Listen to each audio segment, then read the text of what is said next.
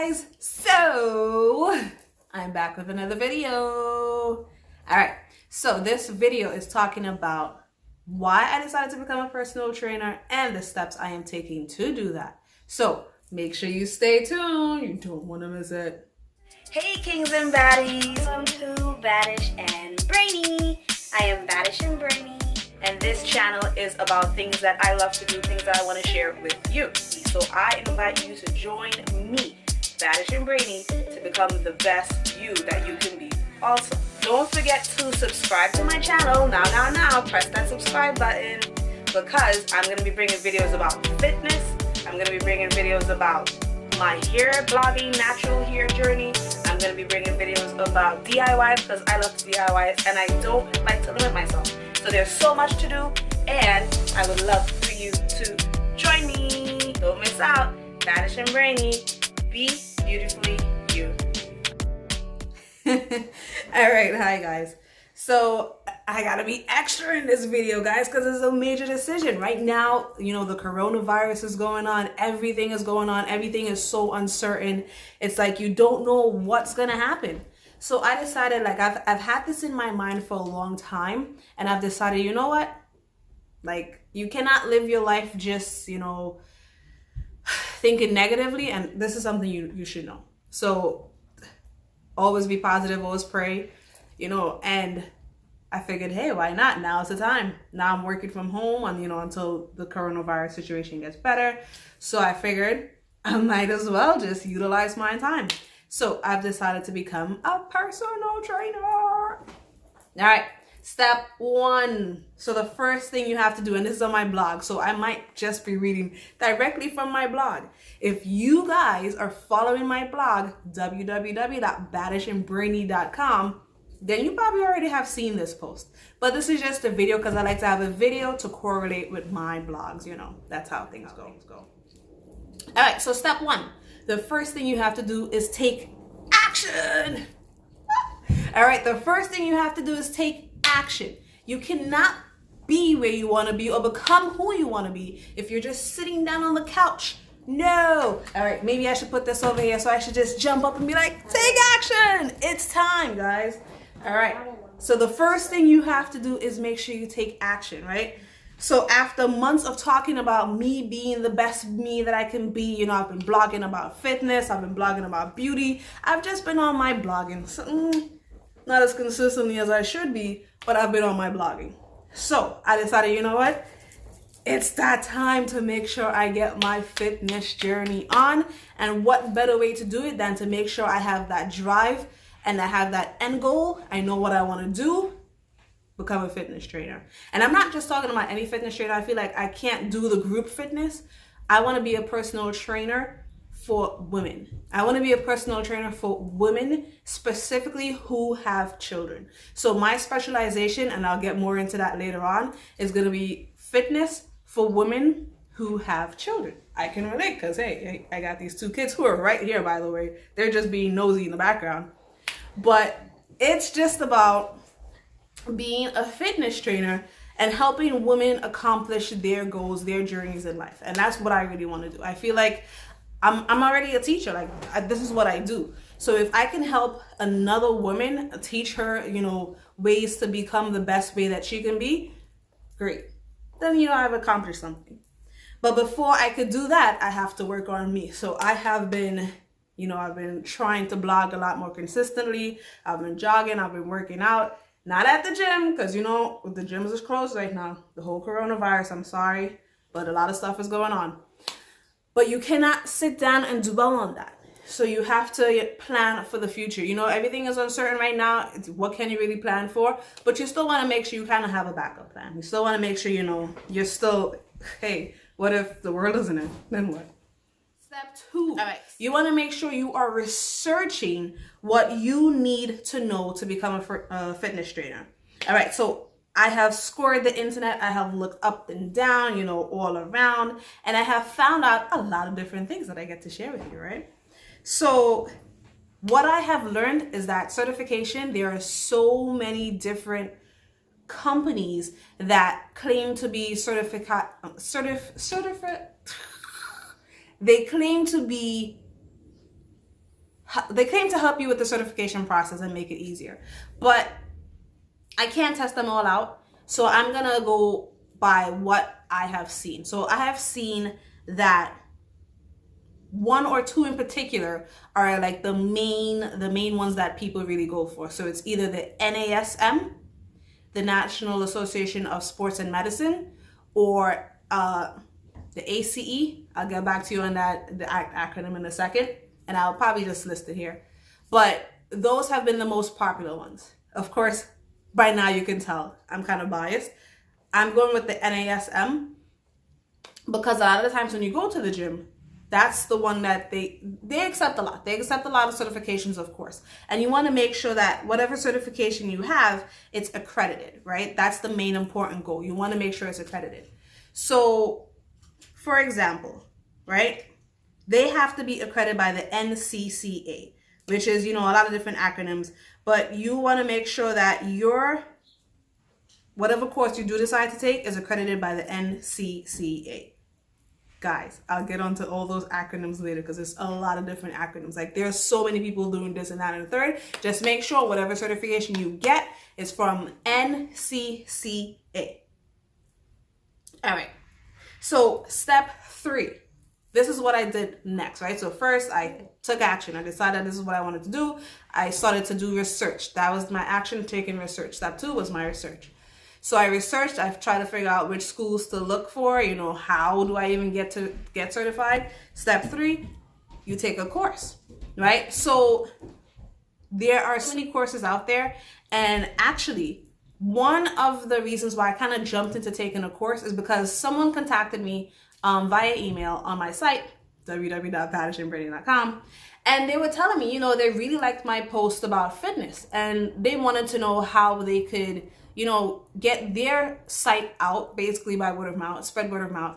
And when I looked more into their site, I realized that it was a good connection. It was like basically a progression of what I could do basically. So instead of me just posting workouts, I could progress and take it a step further. Great. Become a fitness trainer. All right. So this person, Adrian H., I'm not going to say his whole name, from becomeapersonaltrainer.org, was the one that really helped me get that first clue. Hey, you know what? Like, you actually have to start looking at places. So his website, becomeapersonaltrainer.org, has a lot of different schools that, they show you different courses that you can take, and they talk more in detail about that. So that was a good base to start by. So definitely check out that site. And then using that website, I realized that, a lot of these courses are going to be online anyway. So I decided, this is good as a, local colleges and all that as a good foundation. But then they still, when I contacted like my local school, which is Queensboro, is like the local community college, like not too far from where I am, he basically said, this is still going to be an online course. So I figured I might as well just continue looking online. So I sent him an email, he was very helpful. The representative there was very helpful, Sean something. But I decided to tell him, I'm just going to go with online schooling anyway. So I looked it up and I came onto NASM's website, and they had a lot of different breakdowns and a lot of different packages on how to take that course. And then I noticed that a lot of people or a lot of gyms also, like once you present your NASM certification to them, they sometimes pay a lot more, but I feel like they accept it a lot more as well. Like they kind of look for that one. But eventually, the other highly rated exam, the ACE, they also do take that accreditation. They take a lot of accreditations as long as it's by the NCCA. And eventually I do plan to take the ACE exam. The NASM is supposed to be a little bit harder, just a little bit harder than the ACE, but hey, what's a challenge, right? So if I could pass the NASM, then I should be able to pass the ACE, hopefully. All right, so that was step what step was that? That was step 3, taking the course. And then through that process, I also learned that you also have to recertify every 2 years. So you're not just getting a certification and you're just like leaving it and that's it. You actually have to keep up with your certification, which I really like. I feel like that's how things should be. You know, you just can't expect everything to be easy. So that just means taking more courses to add onto your certification, to learn more, you know, adding a specialization, and just basically growing yourself as a personal trainer. And that's what I really appreciated. So also part of you taking the exam, this is still step 3, guys, learning more about the exam, part of the research and learning about the exam, is that the cost of the exam, which I chose from NASM, altogether, there are 4 different packages. They have like the self-guided study, they have the premium study, all that. But the cost of the exam itself, if you were not to take a direct course, would be about $300 to $500. So I figured, hey, I might as well just take the exam and make sure that I could actually do good, right? Yeah, so it made me really focus on the exam. Like, you have to make sure you're taking a course to pass the exam. That's basically what the certification is, just saying that you can pass the exam. That's what that certification is, and that you have enough knowledge for the exam. Oddly enough, though, the exam is very science related, and it deals a lot with about like your muscles. You have to know about, you know, it's very science related, science based. And personal trainers, I'm not too sure they're very science based. I don't know if they really use that information from science as well, but hey, I'm still in the process. So maybe in like a few months or a year, I'll get back to you on how much that has changed. So step 4 now, right? Step 4, you have to register for the exam. And they give you a certain amount of time that you're allotted to register for that exam. I want to make sure I'm getting everything in here. So let's see. So once you complete a course, depending on your program, you have between 6 months to a year to register for the exam. So the exam is also held off-site with the coronavirus. I don't know, they might have to push things back right now, basically to see how, you know, how they're going to proctor that exam. I don't know about virtual proctoring. I don't know. But anyway, so you complete it online and you get your results right away, but it is at an off-site. Usually it's supposed to be at a different site, not in your home. You know, you're not taking it at home so you can cheat and all that stuff. But you take it at a different site, and once you're done on the computer, based on, I think it was like 120 questions, I believe. I can't remember how much, but I know it's like over 100. So after that, 120, and I think it's like 2 or 3 hours. I can't remember. I'll get back to you with those details. But once you get back to that, is, you know, you complete it online, you get your results right away, and then you get to know if you're certified or not. All right.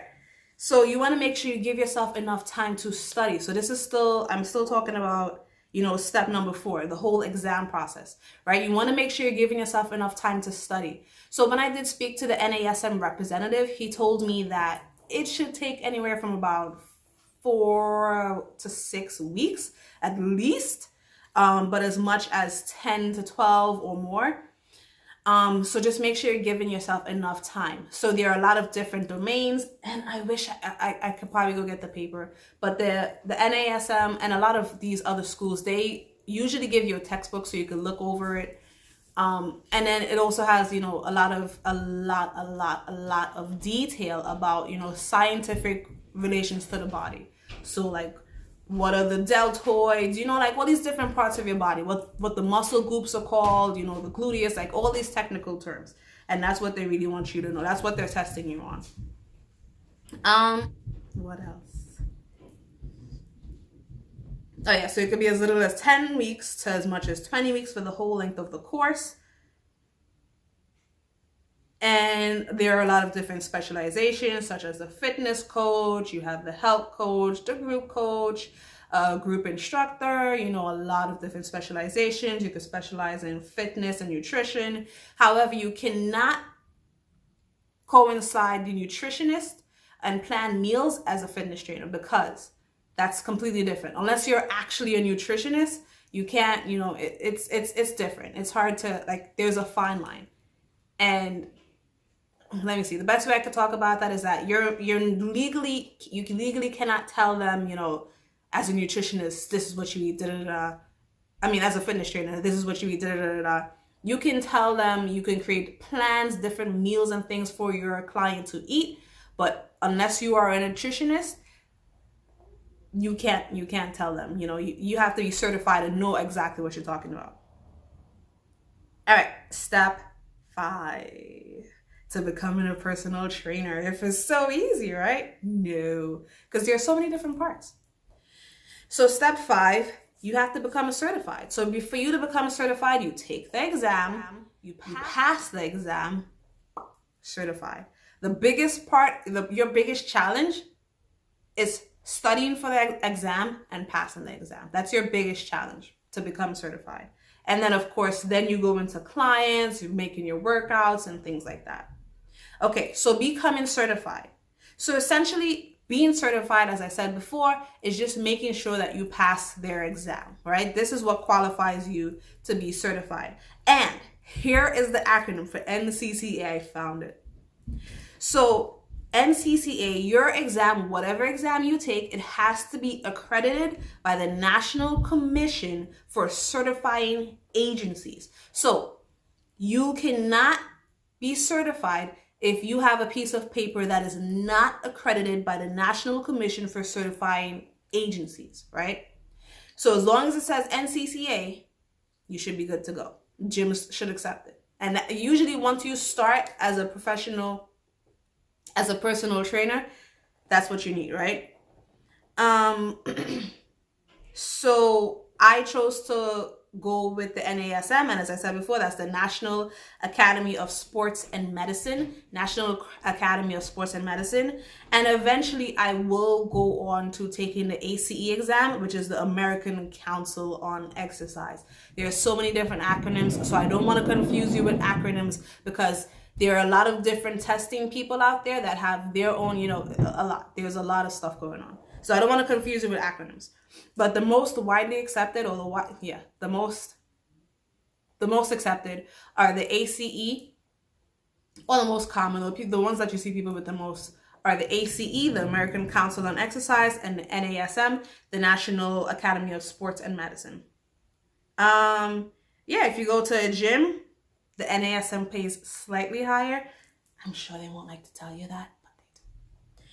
And of course, once you're certified, for you to actually work in a gym, you have to be 18 years of age or older.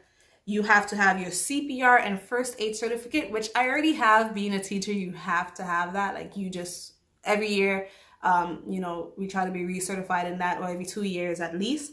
But you have to have your CPR and your first aid certificate to actually use your personal training license. And you have to have completed a high school or GED program. All right, but now that you have become a personal trainer, you have to find clients. All right, so let's see. So in 4 months, so this is one of the reasons why I stuck with NASM. And I know there are a lot of other companies too that they say once you have finished your certification process, they will help you to get jobs. I don't know how true that is. I'm still early in the game, so I don't know how true NASM will help to get me a job after.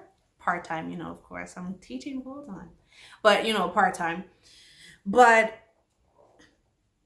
eventually, they say that they have a job guarantee, that they will help you to find like a gym to work with you or things like that. And as long as you have your foot in the door with the gym, then that's good, because that's how you're going to start your basis of clients. You want to make sure that you have a strong base, because eventually if you want to have your own gym practice, your own, be a personal trainer on your own, independent of a gym, your own business, then you want to make sure that you are first building a clientele base. And that starts with social media, of course. But yeah, did I say this? That this is step 6? Sorry. So this is step 6, finding your clients, because now you're already a personal trainer, right? So step 6, you're finding your clients. The first thing you want to do is build your client base. That means that you are on social media, you're promoting your brand, right? Baddish and Brainy. But you're promoting who you are, and you're your personal fitness regimen. So this is why guys, it is so hard for you to be a personal trainer if you're not looking the part. Like, this is one of the jobs where you have to look the part. So a lot of times the teachers, they're like, oh, you look like a teacher. Yeah, thanks. What does a teacher look like? So basically you have to look the part. But now teachers look like whatever. But teachers have tattoos, they have piercings, they have teachers, it's up here. But for a fitness trainer, it's a lot different, because let's say, for example, you want to get trained and you're going to a fitness trainer. How would you want your fitness trainer to look, right? So as a fitness trainer, you have to look a certain way. That's why right now, like, I still have a lot of work to do. So in these next 10 to 20 weeks, while I'm still studying to be a trainer, or these next, it's a whole lifestyle. It's not just like something you do for a little while. Like, this is a way of life now. Like, you have to practice what you preach. You have to do basically what you say, right? So for me to get my toned body, my arms and all that good stuff, like, I have to practice what I preach. And basically that's what it is once you become a personal fitness trainer.